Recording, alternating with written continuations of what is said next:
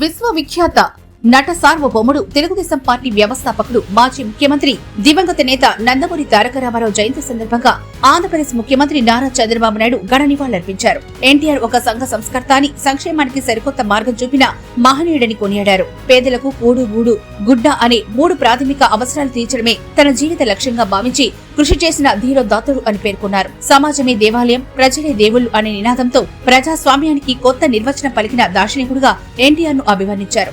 ఆడబిడ్డలకు ఆస్తిలో హక్కు కల్పించి వారికి అన్నయ్య అయ్యారని పేర్కొన్నారు. మండల వ్యవస్థ తీసుకురావడం ద్వారా పాలనను ప్రజల ముంగిటకు చేర్చిన ఎన్టీఆర్ పక్కా ఇళ్ల నిర్మాణ పథకంతో పేదలకు చేరువయ్యారని, అలాగే 2 రూపాయలకే కిలో బియ్యం అందించి పేదలకు అన్నం ముద్దయ్యారని చంద్రబాబు అన్నారు. తెలుగు జాతి ప్రపంచం ముందు గర్వంగా తలెత్తుకు నిలబడాలన్నదే ఆయన సంకల్పమని చెప్పిన ఆయన, తెలుగుదేశం పార్టీ ఇప్పటికే ఉజ్వలంగా ప్రకాశిస్తోందంటే అందుకు ఎన్టీఆర్ ఆశీస్సులే కారణమన్నారు. ఎన్టీఆర్ ఆశయాల సాధనకు నిరంతరం శ్రమించడమే ఎన్టీఆర్ కి ఇచ్చే ఘన నివాళి అని చంద్రబాబు పేర్కొన్నారు.